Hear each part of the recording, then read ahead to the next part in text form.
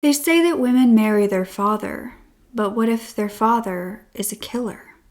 A true crime podcast exploring a woman's disappearance would be alerted to this case by the vanished woman's father, who happened to be in prison as a serial killer. You are such a genuine gem. I upload every single Sunday, so make sure you are coming over to say hello. For this case, we will be diving into not only a serial killer's case, but his daughter's disappearance, the finding of her remains, the reopening of her investigation, and finally the arrest of her killer, which just happened about a month ago.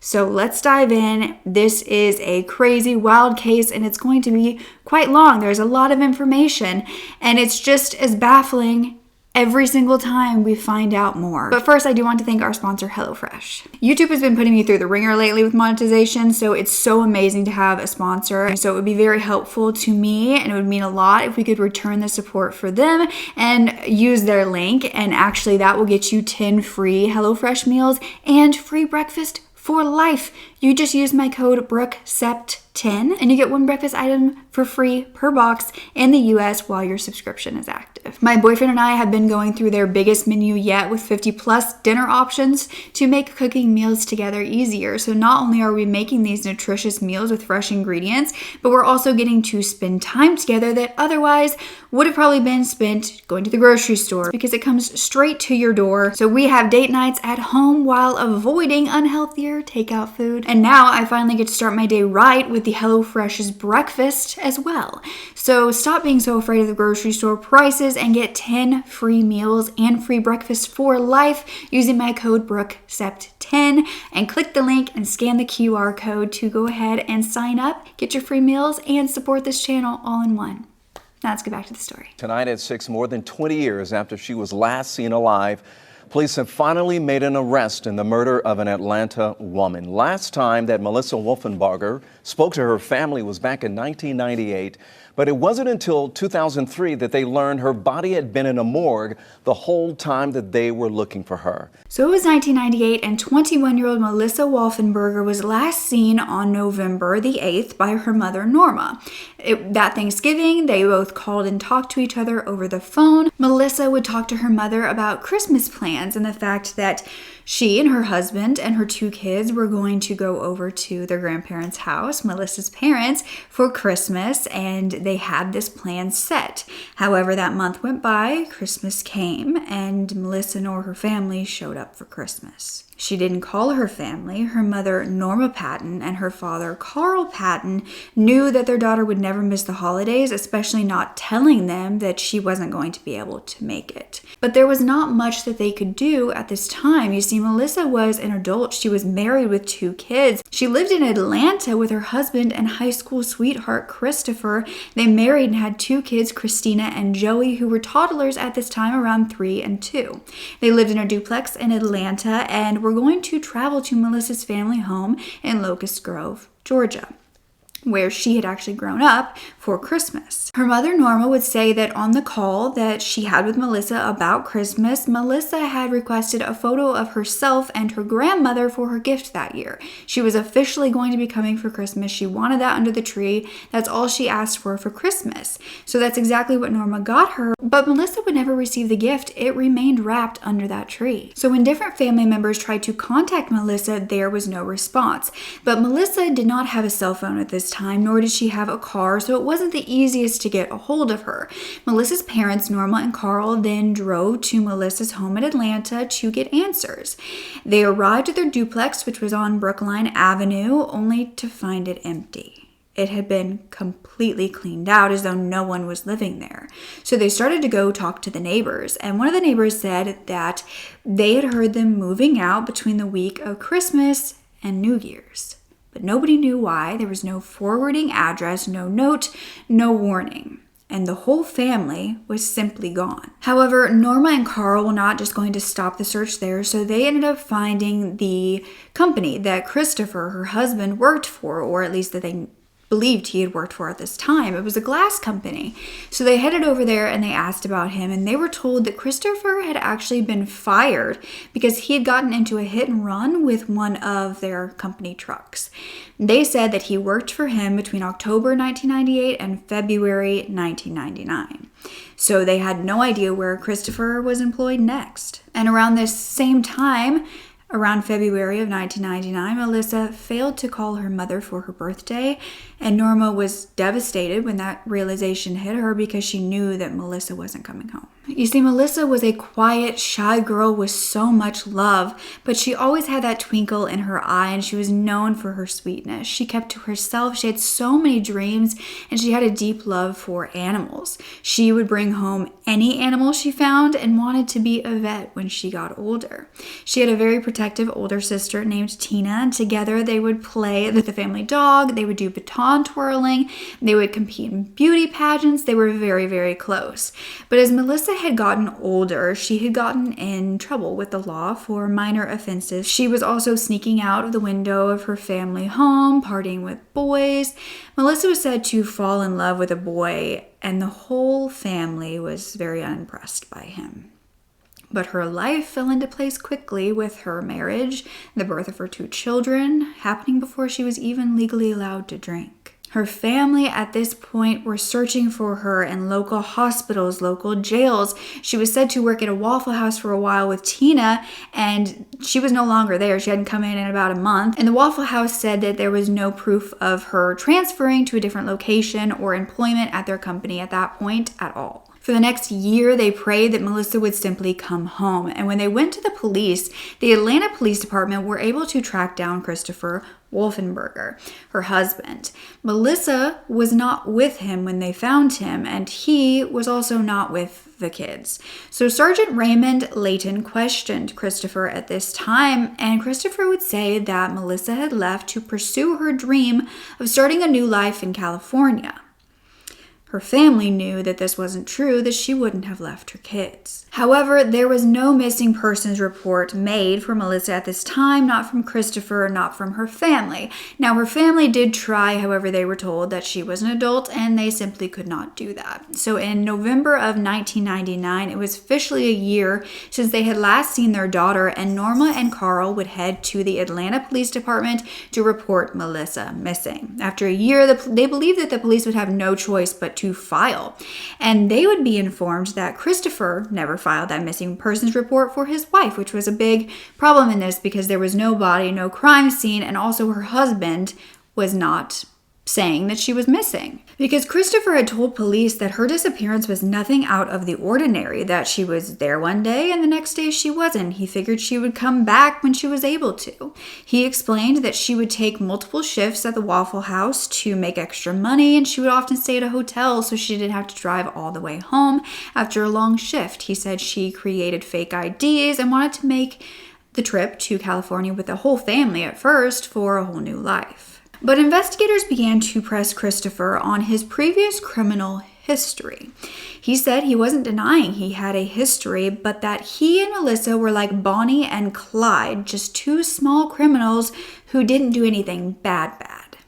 That they were just trying to build a better life in California, that California was the dream, and he didn't report her missing because he figured she had just decided to build this new life by herself instead. But as far as criminal history, Christopher had domestic violence reports against him filed by Melissa herself. He had also filed against Melissa. Their relationship was said to be volatile, and Melissa even left the marriage at one point, went to stay with her sister, but went back a week later for the kids. Melissa had pressed charges at that time against Chris, saying that he had hit her and drug her by the hair down the sidewalk, and she was pregnant. But Chris asked the judge if he could talk to Melissa alone, and that is when she went back to him.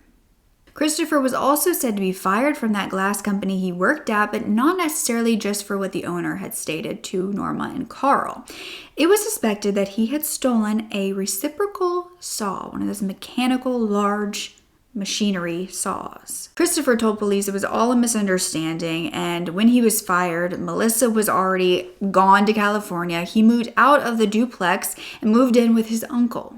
And he then had his children go and live with his mother. So Christina and Joey, the kids, were living with their grandmother at this point, and Christopher would visit them on rare occasions. But they were told that their mother had left the family and he didn't know where she was.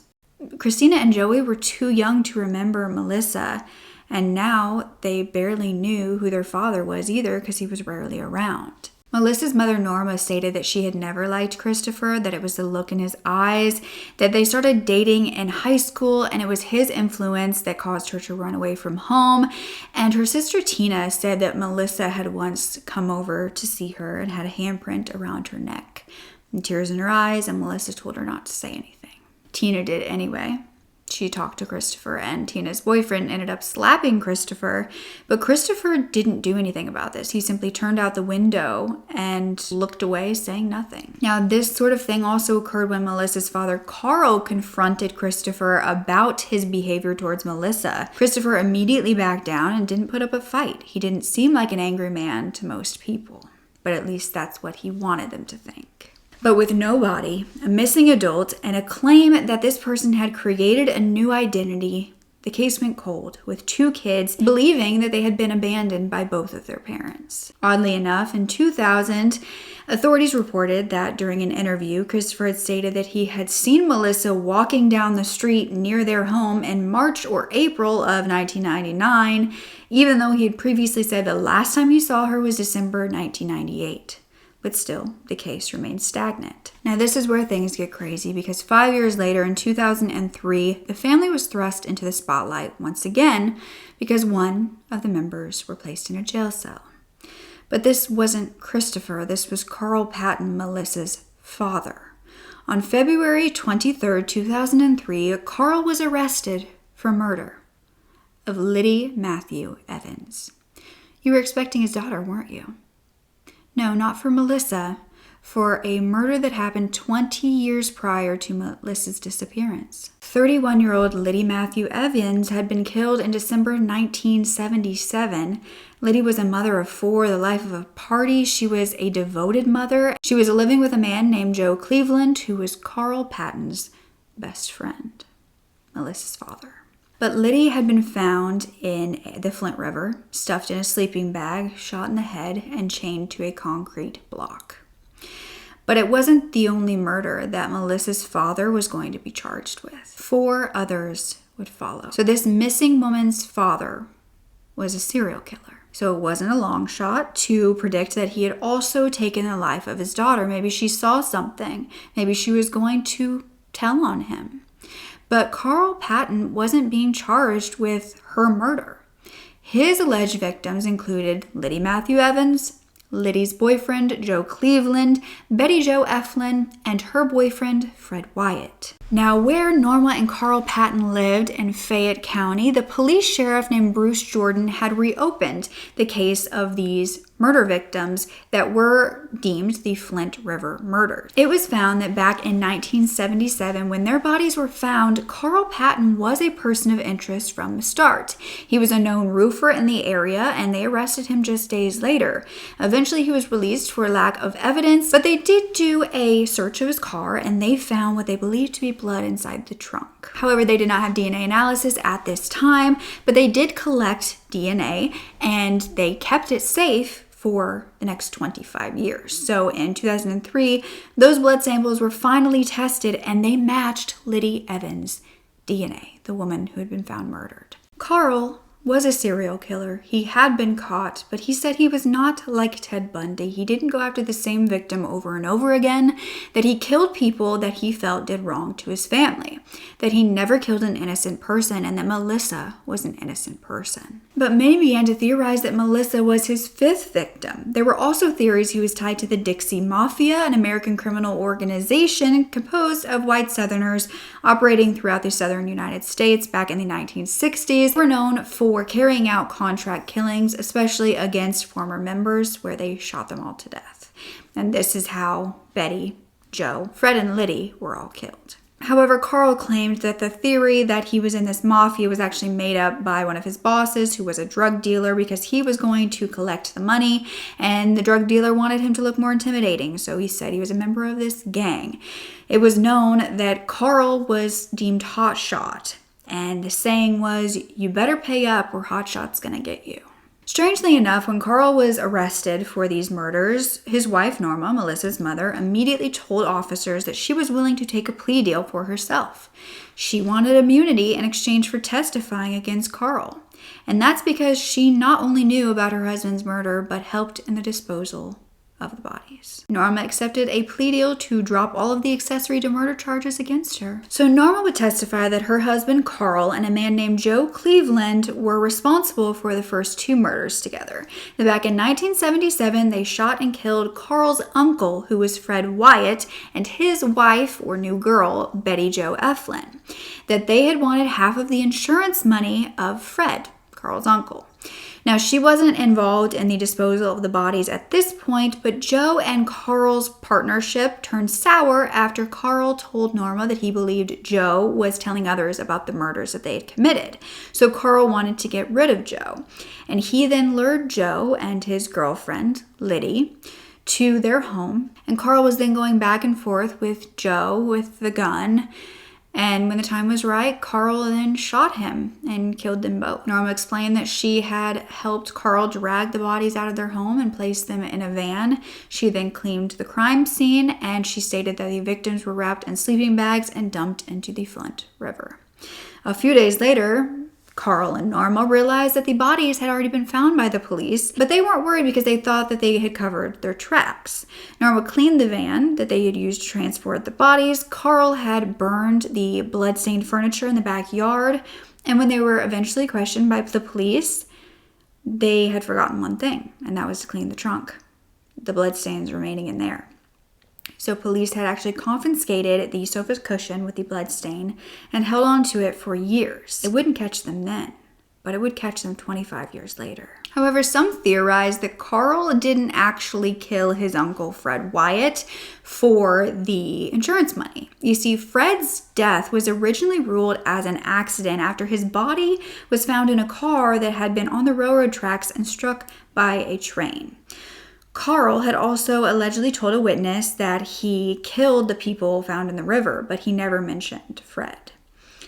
But Fred's body was exhumed, and his actual cause of death was found to be a gunshot wound to the head. A witness claimed that they had watched Carl burn a sofa, a suitcase, and other items in the backyard, and a statement from Liddy's mother before her death claimed that Liddy had told people she was afraid of her boyfriend Joe and his friend Carl because they had murdered several people. So Carl Patton's first trial was in Clayton County in March 2003 for the murders of Fred Wyatt and Betty Jo Eflin. Norma testified that the reason that Carl and Joe killed Fred and Betty was due to Fred's common-law wife, a woman named Mary Wyatt, hiring a hit on Fred. So Betty was his new wife, new girlfriend, and he was actually still married to Marie. Marie had taken a life insurance policy out on him because he was cheating with Betty. So Marie offered $15,000 to kill her husband, Fred. Carl and Joe accepted the offer, killed both Fred and Betty before dumping Betty in the Flint River and placing Fred on the railroad tracks for the insurance policy. But Carl pled guilty to all of these charges, said he had remorse, and he was sentenced to 2 life sentences with the possibility of parole in 20 years. Carl was then extradited back to Cobb County for the trial for the murders of Liddy Evans and Joe Cleveland, and he pled guilty once again and received another 2 life terms. Norma actually pled guilty for her part in this case and received a year probation and a $1,000 fine. But Liddy's youngest daughter, the one who was only 6 when her mother was murdered, said that she had heard that her mother's killer had lost his daughter to a murder, and she wouldn't wish that pain on anyone. But Liddy's son said that Carl didn't show a care in the world when he was sentenced, and that Norma should have been put in jail as well. But Detective Bruce Jordan, who had put this serial killer in jail after 25 years, was then asked by that serial killer to go find his missing daughter. Carl said, "He caught me after 25 years, so he must be a pretty good detective." Melissa's sister Tina said that from the beginning there was no doubt in their minds who killed Melissa, and it was never their father. She said that Dad loved them and he was devastated when he found out that Melissa was most likely dead, that he broke down and cried. So Detective Bruce Jordan would begin to look into Melissa's case, and he would get a tip from a morgue in Atlanta after this news was in the paper about the reopening of this case. They had unidentified remains from an area close to where Melissa lived. 5 months after Melissa's disappearance, back on April 29th of 1999, remains had been found in Atlanta. This was a severed head in a ripped trash bag. And then 2 months after that, on June 3rd of 1999, more remains were found in the same area, further into the woods. 4 more trash bags were located with legs, arms, and feet. They were believed to be connected to the severed head prior, however, the torso was never located. These remains were declared male, and so when Atlanta PD were informed, they could find no missing persons reports of a Caucasian male. So these remains weren't identified. And also at the time of the location of the remains, Melissa had not yet been reported missing. It took a year for her official missing persons report. So there was not even a report for this missing woman there either. Atlanta PD had told her mother, Norma, that she was an adult, she was free to leave, and they then went and did a wellness check at Melissa's apartment where she lived. They found no blood, no sign of a struggle, no evidence of a crime, and they said there was nothing that they could do. So no report was made until January 2000, 7 months after the remains were found. And still, even when Melissa was reported missing, these remains were identified as a male. So she was not even on the radar. Now, these remains were found near Avon Avenue, near Hartford Avenue, with close proximity to a local glass company. The same company where Christopher Wolfenbarger worked for and was fired just as she had vanished. On March 14th of 2003, the skull was identified as Melissa Wolfenbarger. Her remains had been found just months after she had vanished, but it had taken the arrest of her serial killer father to identify her. The skull had been misgendered for years, leaving this case cold. And her mother, Norma, watched the news when the skull was first found 5 months after her daughter's disappearance. She was so grateful that it was a male, that it wasn't her daughter. And now she was being told on her front porch that it was, in fact, her daughter. Her sister, Tina, got a call at the grocery store. Melissa's autopsy would reveal that her neck had been severed with a saw. Forensic expert Joseph Scott Morgan would explain on Zone 7 podcast that the bags Melissa's body were placed in implies an attempt to maintain containment. That this person had to transport these bags to the dump site, so he was very comfortable in the area. That Avon Avenue was known for a lot of traffic and also an area to find bodies and not just homicides. But nothing like this dismemberment, which would have taken a particular type of person to commit. Joseph Morgan said that with the torso not being found, it was actually the heaviest, messiest part to dismember and dispose of. He theorized that the perpetrator didn't take the torso to bury, but actually went to dump it after realizing it was too difficult to bury. So he said that maybe the missing torso could have been found in a landfill. Another theory was that this torso was memorialized by Christopher if Melissa had been pregnant. Now, this was never medically confirmed, but she did tell the judge and her mother. Dr. John Parker was the medical examiner on Melissa's case, and he said her cause of death was undetermined homicidal violence involving the head and extremities. He ruled out antemortem before death trauma to her skull. The vertebrae had been sawed through with a mechanical saw, and her skull actually had no hair and was bleached. This is why it was first identified as a male. It's unknown if these factors were done post-mortem or to torture when she was still alive. She was so happy and so sweet and so loving. I just want to cry. Somebody cut her to pieces. How could that happen to her? That's my favorite. She was 16 in her first twirling pageant. She placed third. Anywhere I went, she was right behind me. If it hadn't been for my dad being arrested, we wouldn't know that my sister was dead. She was in the morgue. When my dad got arrested, the news wanted to talk to us about my dad. My mom said, okay, you want to talk about him? You got to talk about my daughter that's missing. Did you guys ever think that maybe Dad was involved? Oh, no. Dad loved us. It's hard to live with. That's why I keep talking about it. It could easily be you in my sister's spot. You got to speak up. When her husband, Christopher, was told of the location of the remains of his missing wife, he failed to pick them up at the funeral home. Norma believed that Christopher killed Melissa because she, Norma, didn't like him and didn't want them to get married. Sergeant Layton would tell the public at this time that Christopher was considered a person of interest, though Atlanta PD said that the investigation was ongoing and no one had been charged in her death. Christopher then did an interview with Dateline saying that he has always cooperated with the investigation and even submitted DNA years ago. He said, "I've got nothing to hide. I had absolutely no reason to kill her. There was no insurance money. We didn't have any assets. There was no reason in the world for me to hurt her like that. Who in their right mind kills somebody and dumps the body at their job? It just doesn't make sense. It damn near destroyed me. At the same time, I really believe she had changed her name and left for a better life, and that she'd come back eventually. Sometimes I thought I'd see a glimpse of her here and there, but it was never her." But Tina said she really struggled with her sister's murder and coming to terms with it, and the lack of closure was very difficult. She said that she often would dream about Melissa reaching out and asking her for help, and she said that somebody has to fight for her, and who better than her older protective sister. Norma then began to claim that while Carl was a serial killer, he changed from a killer long before he was ever locked up. That almost immediately after he killed those 4 people, he had changed. And he had changed even more after being locked up and having to deal with Melissa's murder and not being able to go to her grave, not finding justice in her case. And Norma believed that Melissa's death showed her and Carl what they put these other families through, and that nobody deserves this. They had said those families didn't deserve it, and we don't deserve it. And the most shocking part of this whole case is that the serial killer has spent most of his time in prison fighting for justice for his murdered daughter, but first he would confess to a 5th murder. That's right, an additional victim to the ones that he had already been tried for. Was this finally the confession of the murder of his daughter? Again, no. This was a man named Richard Russell Jackson.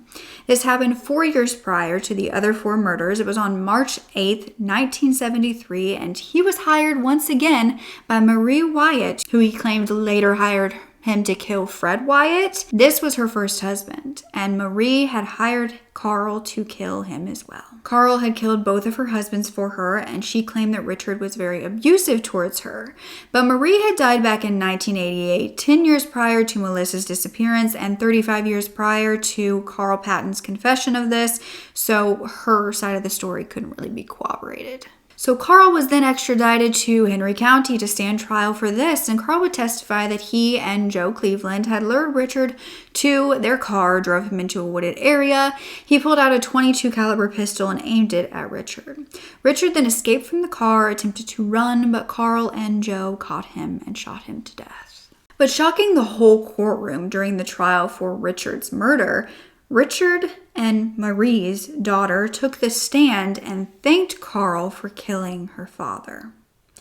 Gladys Elaine Jackson would tell the court that Richard had abused her mother, Marie, and that Fred Wyatt, her stepfather, Marie's next husband, had done the same. That these men were both monsters. She said, "It doesn't make it right what happened, but from the time I could walk till Fred died, I saw blood and bruises and broken bones of my mother. So as far as I'm concerned, Mr. Patton did me, my mother, my brother, a favor.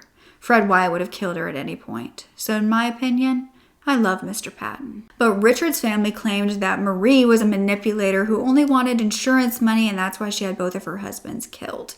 But Carl Patton pled guilty to Richard's murder and was given another life sentence.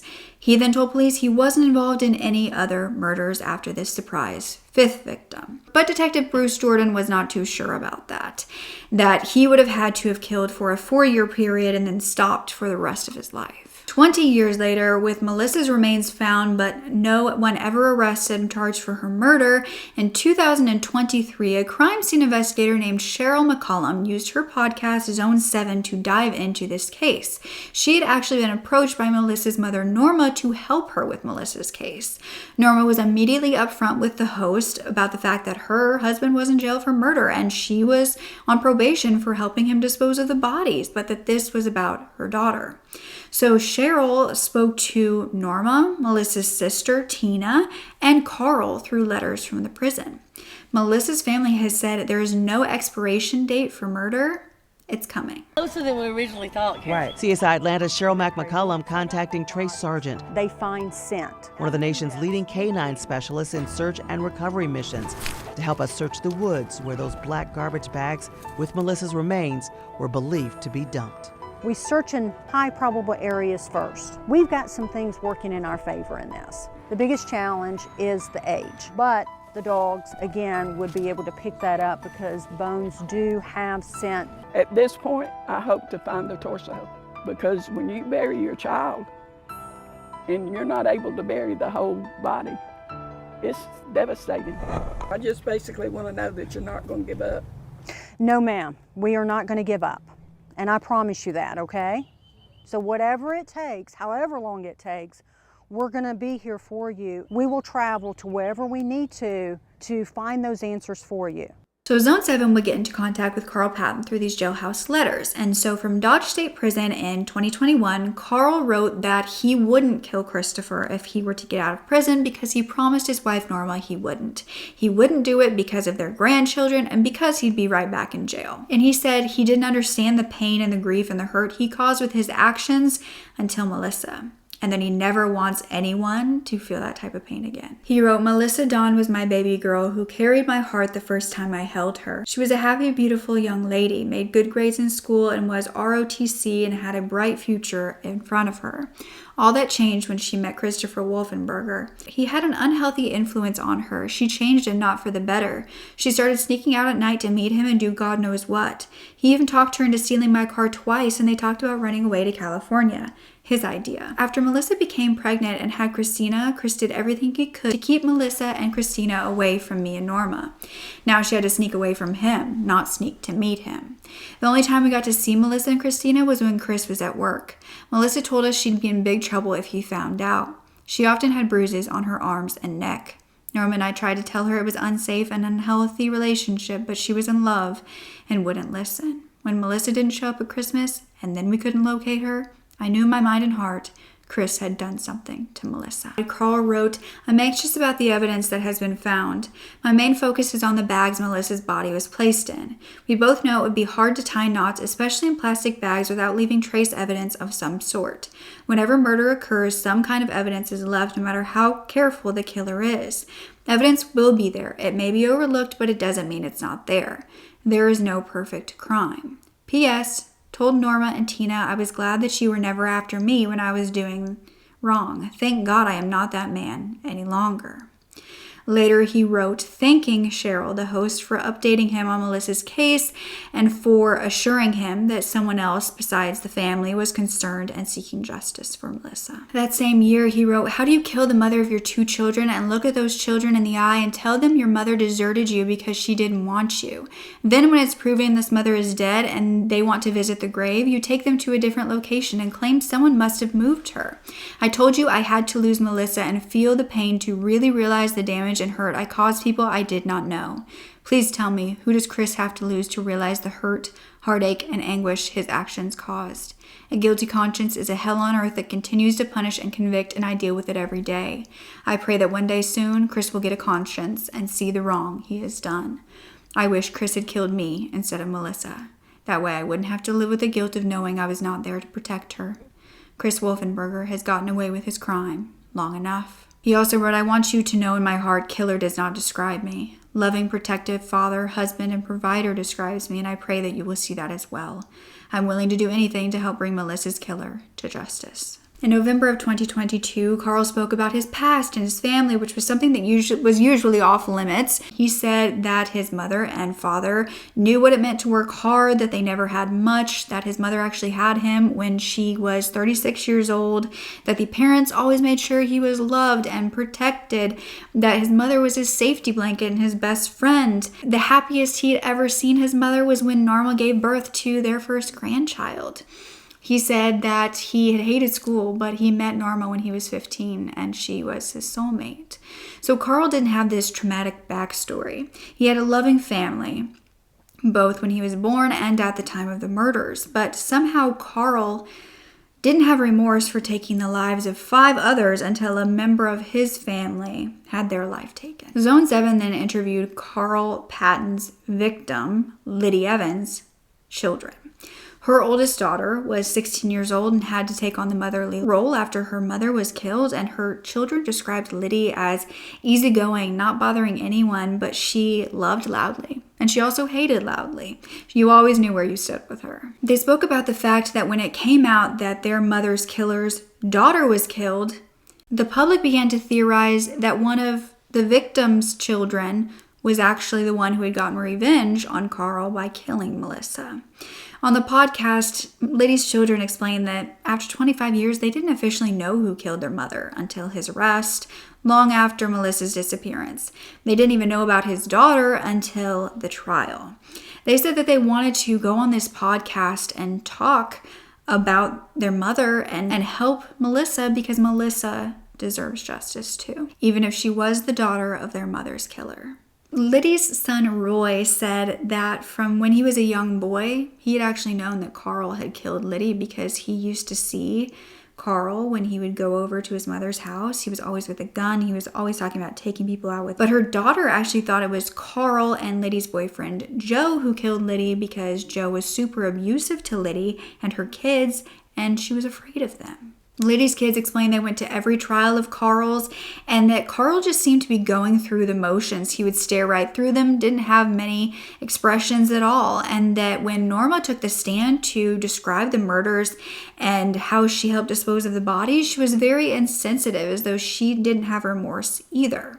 Now, the host of this podcast, Cheryl, read one of Carl's letters to Liddy's children, where he said that he prays for their forgiveness, but he also knows that he will never forgive Christopher for his daughter's murder, so he understands. One of Liddy's children actually got married to a man named Philip, who claimed that when he started looking into his mother-in-law Liddy's murder prior to Carl's arrest, he got multiple notes left on his car telling him to back off.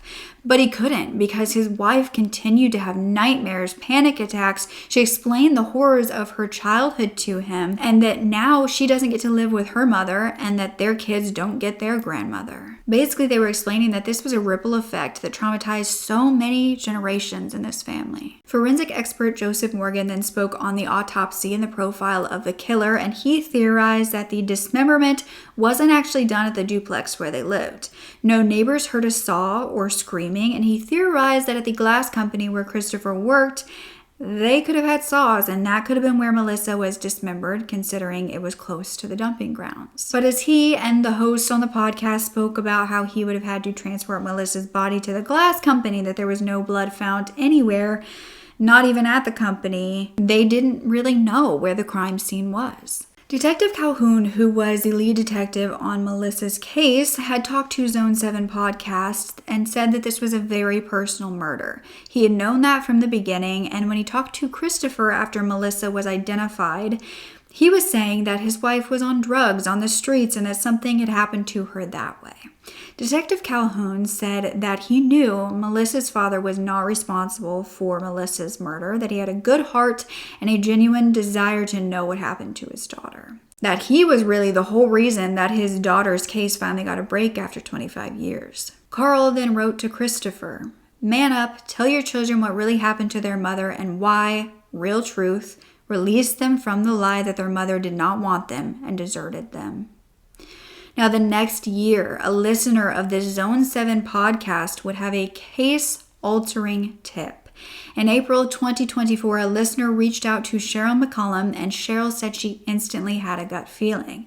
This witness had seen behavior between a couple, and that's all that she could say. It was something to do with Christopher treating Melissa a certain way at a party. Cheryl immediately sent this information to detectives at the Atlanta PD, and 3 months later, the cold case would thaw. On August 7th, 2024, the Atlanta PD had a press conference, and Detective Jay Shepard stated that probable cause is how they were finally able to make the arrest of the man who had been the person of interest in their case from the beginning. This was Christopher Wolfenbarger, who had been charged with Melissa's murder. We're here to talk about the 1999 murder of Melissa Wolfenbarger. That last name is Wolfenbarger. Together with us today is the mother and sister of Melissa, and we just can't express how happy we are that you're joining us today for this moment. So specifically, on August 6th, yesterday, we took into custody Christopher Wolfenbarger, and he was charged with the murder of Melissa Wolfenbarger. On May 25th, 2021, this case was assigned to veteran homicide detective Jay Shepard, and I will pass it over to him at this point. Good morning. My name is Detective Jarian Shepard with the homicide unit. I'm currently assigned to our complex cold case unit within the homicide unit. This case was assigned to me. I was tasked with the job of going through the entire case file. At that time, we identified the things that we needed to do, which was re-interviewing witnesses, following up on additional leads, and of course the new technology that comes into place. With that, I've gathered the facts, and I collaborated with the DA's office and was able to get the facts together to come up with the probable cause to arrest Christopher Wolf. Homicide unit, our cases, they never close. We work the case until the leads are exhausted. We pick the case up, and we're able to pass it along to the next detective, which is a cold case detective, which was me. The initial detectives did a great job on it. I was able to see the case through their eyes.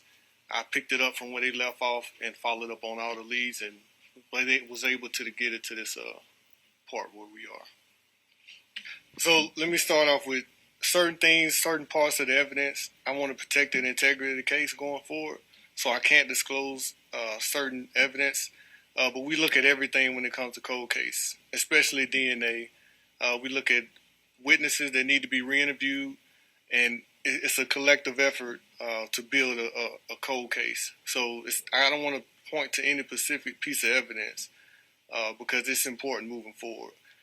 Eventually, it will come out on how the case was put together, but right now I want to just kind of hold that. Any idea about a motive? Motive, not sure, but I'm pretty sure it's domestic violence base. Can you talk a little bit about where he was found and where he was and his attitude when he was taken in? Yeah, so he was captured in his home in Griffin. He hid. It took the detectives a little while to find him, and they found him, I believe, hiding behind a dryer. He wasn't charged, but can you talk a little bit about that and if he was questioned, why he was released then? So he was. We all have what we call person of interest, and we don't like to call them suspects. As detectives, we let the evidence guide us in the direction that we need to go. And at that time, the original detectives felt the need to interview him. But he was a person of interest from the beginning. And anything updates on that? So he's been charged with murder. He's currently in Fulton County. And we go into the next phase, which is the district attorney's office and, of course, the court proceedings. So at this point, it's going to be in that phase. Norma then spoke and said that she no longer has to watch the news anymore because they got him. She said he's in jail and Lord help me, he stays there. Norma said that when she went and told Carl, who was still in prison, he was deliriously happy as soon as he found out that Chris had been arrested. He was jumping in joy. We have finally made it. He's in custody. And now we just need to get over the last hurdle and get him convicted. I watched the news the day that the head was found, and they said on the news that it was male. And I said, okay. And it was, give the address of Avon Avenue, and I said, I thought that was on the north side of town somewhere because I'd seen an exit off 285. And I said, well, this isn't Melissa, because I watched every newscast. If anything came on any news station about a body being found, because she'd been missing 4 years. She laid in the morgue 4 years before she was identified. And that was a long, hard 4 years. I called multiple. When they said it was a female, I called multiple police departments. And I would get some firm talking to at the start of those conversations and trying to find her. And when they would find out, they would eventually say, well, this isn't your daughter. Then their tones would soften. But I don't have to watch the news anymore because we got him. He's in jail. And Lord help him, he stays there.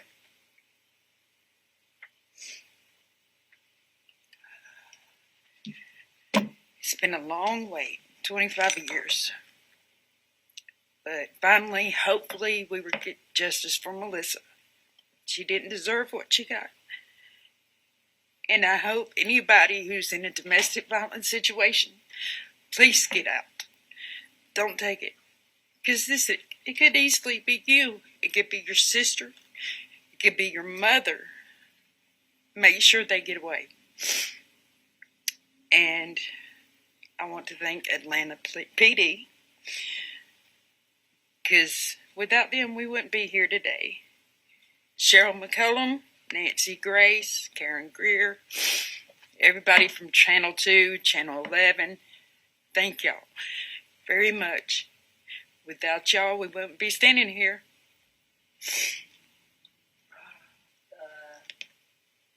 The look that this gentleman had in his face from while you guys felt he was the person responsible for a Oh yeah, from day one, we knew it was Christopher. There was never, ever any doubt in our minds who did this. My mom has said, I don't know how many times, when she first met him, there was just evil in his eyes. That is so true. If you look at a picture of Charlie Manson, you see the same thing. And it's the same thing with Christopher. And I saw his mugshot earlier, and it's still there. Well, when Detective Shepard called me yesterday morning at 8:23 and told me that he was in custody, I yelled, "Thank you, Lord." And the good Lord above has gotten me through this from the first day and to this day. If it wasn't for him, it's been a hard, long road. And like I said, she laid in the morgue 4 years before I was able to bury her. And I wasn't allowed to see her kids. His mother had custody of his kids and wouldn't let us see them. But I have a relationship with the daughter now, and it's a good relationship. She was at my house this past weekend, and we were having a discussion, but we didn't know it was going to happen this fast. And she would like to be here, but she's got 3 small babies, one that she takes to and from school, so she couldn't be here today, even though she wanted to be. Can you talk a little bit about maybe the last thing your daughter said to you about her concern? My last conversation with her, she called me on Thanksgiving Day in 1998, told me that she was back with Chris, and she wanted to know what I cooked for Thanksgiving, what all I cooked, and who all was there. We were all sitting around the dining room table, and she wanted to come down, and she was going to ask his mother to bring her down there. And I said, "You don't have to ask her. I'll come get you if you want to come." And anyway, the conversation went on a little bit longer, and my last words to her was, "I love you, and you know where I am if you need me." What do you want people to remember about Melissa was very loving. She would do, if she loved you, you would know it, definitely. And she loved her kids, and there's no way on this earth that she would have left them. Because she wanted her kids. That's why she went back to him. That's why she kept going back to him. She had left him in the summer of 98, and she came to the house and she stayed with me, and we got both her kids back from Kathy. And when she went in front of the judge here in Atlanta on the domestic violence, because he had knocked her down on the sidewalk and dragged her by her hair down the sidewalk. And when he went in front of the judge, he asked the judge to let him talk to her alone. And she went back to him. It was the first shirt I had made, and Fulton County had a deck of cards that was made also. And she was the king of diamonds. And this was on the card. And those cards were delivered to the jails in the prison system in hopes to get more information. But this is the first shirt I had made. And that's the second shirt. When officers did arrive at Christopher's home to arrest him, they found him hiding behind a dryer, and he continued to maintain his innocence. And just as a reminder, he is presumed innocent until proven guilty. Do you know what your husband Carl's reaction was when he was in prison and he got the news that Melissa had been murdered, and then got the news that Melissa's husband Christopher was arrested for it? Well, he was devastated when he found out she had been murdered, but he was deliriously happy as soon as he found out Chris had been arrested. Someone from the DOC actually went down to the prison to tell him personally, or he would not have found out until later in the week. And he was just jumping up in joy and called me as soon as he could get to the phone. As soon as they turned the phones on, he called me to tell me that he knew. So I'm sure you can understand that there might be people watching right now who might not sympathize with your husband Carl, right? He took the lives of 5 people, and those 5 families are feeling that heartache that you feel. And they might not sympathize with you either, right? Because you were an accessory afterwards. Right. You had helped him, and you admitted to that. How do you process that? Do you understand how people might not feel sympathetic to you or Carl for having lost your daughter? They might just say, gosh, that's karma. I imagine some people will think that, and I guess to a certain extent, that's probably true. But there again, it just showed us what we put the other families through, and nobody deserves that. Those families didn't deserve it, and we don't deserve it either. I'm not interested in hearing what Chris's family has to say about what he did to Melissa. I'm just, he did it, I know he did it, and I knew from day one that he did it, so. And I'm not interested in talking to his family. Your husband, Carl, murdered 5 people. He brought you into it. You committed crimes on his behalf. Why are you still married to him? Because I love him. And we got married in the 60s. And at that time, when you got married, being married to somebody was a big commitment. But Christopher and Melissa's daughter, Christina, is now an adult, and she has spoken out. She told Dateline that in her late teens, she began to get really frustrated with her father, because anytime she would ask Christopher about her mother, he would either tell her a different story or he would get mad. So she began doing investigating on her own. And then on Facebook, her mother's name popped up. She knew that was her mother's name. She clicked on it and found that it was actually a page to share information about her mother's disappearance. And so at 18 years old, she got in contact with her Aunt Linda and her grandma Norma, and they all met, and she felt this instant bond. And they have been inseparable ever since. Christina said that a part of her was missing for years, but after reuniting with her mother's family, it filled that void. And when Christina had her first child, Grand Norm was the one to cut the cord. Christina said, nothing will ever bring my mom back. Nothing will ever bring Grand's daughter back, but it's like a second chance for her. It's a second chance for our family.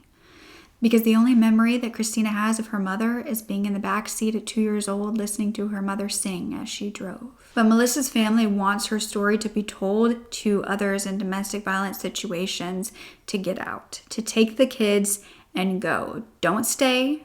Just because you have kids with this abuser, leave. Take them and leave. But what do you believe is going to be the outcome of Christopher Wolfenbarger's trial? Is he guilty of murder?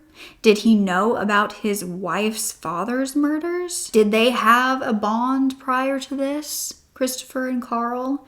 An unspoken bond that they didn't really understand until it came out that they were both killers?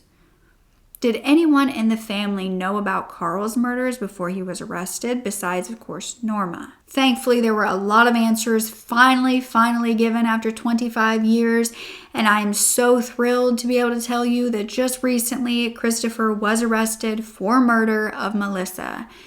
And I truly hope this is one of the first steps to the end of this case. and getting justice for her. Did you listen to Zone 7 podcast? I will have the whole series linked down below. They cover a ton of true crime cases, but they really went like headfirst into Melissa's case and ultimately got it solved. So thank you so much for listening. Make sure you are subscribed and coming back every Sunday at 7 a.m. PDT to talk to me about the latest video. I will have a playlist down below of my recent videos that you could catch up on, as well as different playlists of different kinds of true crime stories if you are interested in that. Don't forget to speak up. Your voice is powerful enough, and I love you to absolute pieces. Okay. Bye.